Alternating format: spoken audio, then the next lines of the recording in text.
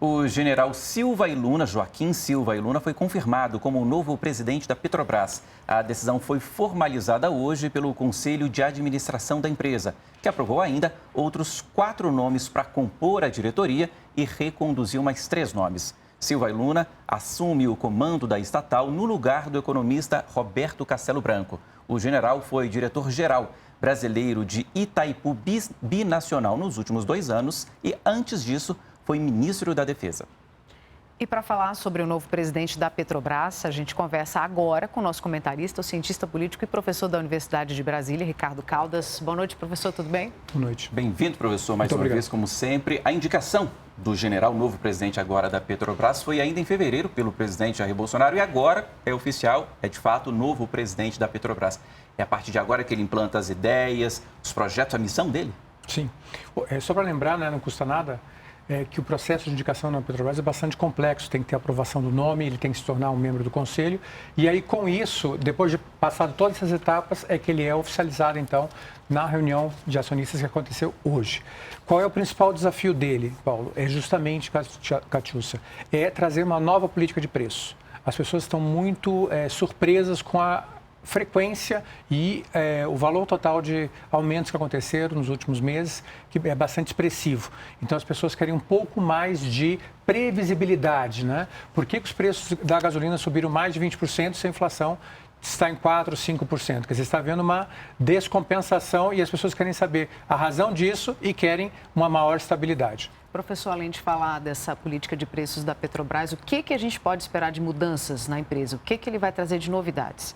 Ele foi muito cauteloso e muito prudente. Ele disse que não queria fazer tábula rasa, não foi essa expressão que ele usou, mas pelo contrário, ele falou que queria valorizar a prata da casa, tanto é que 3 diretores da gestão passada foram reconduzidos.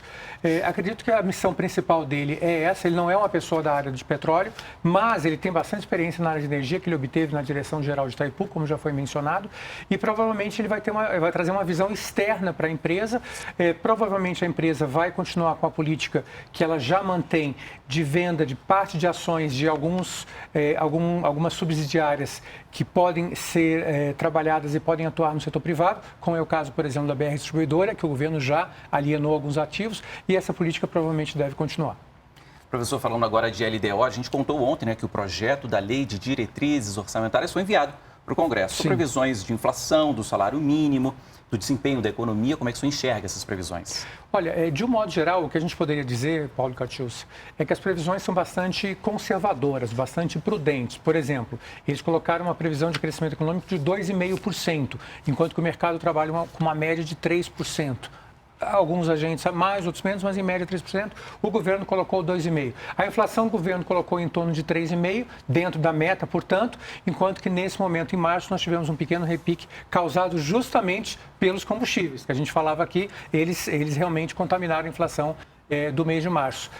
E em relação ao déficit, que é uma grande incógnita, né, está lá 170 bilhões de reais, mas em função da pandemia, esse déficit pode ser até maior mesmo, porque a gente não sabe quanto tempo a pandemia ainda vai durar. A expectativa no Brasil era que a pandemia estivesse sob controle em dezembro, ninguém estava prevendo essa nova cepa, né? E ela veio, e com ela também teve que ser retomado, por exemplo, o auxílio emergencial, que gera uma despesa em torno de 44 bilhões de reais. Ainda que ela esteja como crédito orçamentário, não há dúvida que outras despesas podem entrar também no orçamento. E aí, já viu, ano de pandemia é um ano que é difícil você realmente ter um controle sobre o orçamento. Ok, professor, muito obrigado. Bom fim de semana e até segunda. Igualmente para vocês também. Tchau.